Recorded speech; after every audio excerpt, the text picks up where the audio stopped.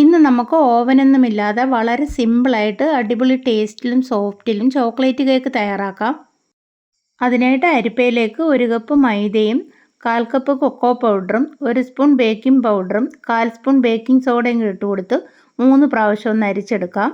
അതിനുശേഷം ഒരു പാത്രത്തിലേക്ക് 2 മുട്ടയും 1/2 സ്പൂൺ വാനില എസൻസും കൂടി ഒഴിച്ചു കൊടുത്ത് നന്നായിട്ട് ബീറ്റ് ചെയ്ത് മുട്ടയുടെ കളറൊക്കെ മാറി വരുമ്പോഴത്തേന് 1/4 കപ്പ് പഞ്ചസാരയും കൂടി ഇട്ട് കൊടുത്ത് 30 സെക്കൻഡ് ബീറ്റ് ചെയ്യാം. അതിലേക്ക് 3 സ്പൂൺ സൺഫ്ലവർ ഓയിലും 3 സ്പൂൺ പാലും കൂടി ഒഴിച്ചു കൊടുത്ത് ജസ്റ്റ് ഒന്നും കൂടെ ബീറ്റ് ചെയ്തെടുക്കാം. ഇനി ഇതിലേക്ക് നേരത്തെ അരിച്ചു വെച്ചിരിക്കുന്ന പൊടി കുറേശ്ശെ ഇട്ട് കൊടുത്ത് ലോ സ്പീഡിൽ ബീറ്റ് ചെയ്തെടുക്കാം.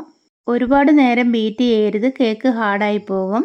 ഇനി കേക്ക് തയ്യാറാക്കാനുള്ള പാത്രത്തിലേക്ക് ബട്ടർ പേപ്പർ വെച്ച് കൊടുത്തിട്ടുണ്ട്, അതിലേക്ക് ഒഴിച്ചു കൊടുക്കാം. ഒന്ന് ടാപ്പ് ചെയ്ത് കൊടുത്തതിന് ശേഷം ചൂടായ കുക്കറിലേക്ക് സ്റ്റാൻഡ് വെച്ച് കൊടുത്തിട്ട് അതിലേക്ക് വെച്ച് കൊടുക്കാം. മുകളിലായിട്ട് കുറച്ച് കാഷ്നട്ട് കൂടെ ഇട്ട് കൊടുത്ത് അടച്ച് വെച്ച് 45 മിനിറ്റ് ലോ ഫ്ലെയിമിൽ കുക്ക് ചെയ്യാം. അതിനുശേഷം ചോക്ലേറ്റ് സിറപ്പ് തയ്യാറാക്കാനായിട്ട് ഒരു പാത്രത്തിലേക്ക് കുറച്ച് തിളച്ച പാലും 1 സ്പൂൺ ബട്ടറും കൂടി ഇട്ട് കൊടുത്ത് അതിലേക്ക് കുറച്ച് ചോക്ലേറ്റും കൂടി ഇട്ട് കൊടുത്ത് നന്നായിട്ട് മെൽറ്റാക്കി എടുക്കാം. ഇവിടെ ടൈം ആയിട്ടുണ്ട്. ഇനി ഇതൊന്ന് തുറന്ന് നോക്കാം.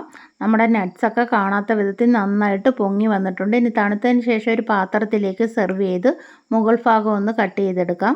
അതിനുശേഷം കേക്ക് ഒന്ന് ഡെക്കറേറ്റ് ചെയ്യാനായിട്ട് ബട്ടർ പേപ്പറിലേക്ക് വെച്ച് മുകളിലായിട്ട് ചോക്ലേറ്റ് സിറപ്പും കൂടെ ഒഴിച്ചു കൊടുക്കാം. കേക്കിൻ്റെ മുകൾ ഭാഗം കട്ട് ചെയ്ത് പൊടിച്ചെടുത്തത് സൈഡിലായിട്ട് സ്പ്രെഡ് ചെയ്ത് കൊടുക്കാം. മുകളിലായിട്ട് ചെറിയും കാഷ്നട്ടും കൂടി ഇട്ട് കൊടുത്ത് സൈഡിലെ ബട്ടർ പേപ്പറൊക്കെ മാറ്റി കട്ട് ചെയ്തെടുക്കാം. നല്ല അടിപൊളി ടേസ്റ്റാണ്. എല്ലാവരും ട്രൈ ചെയ്യണേ.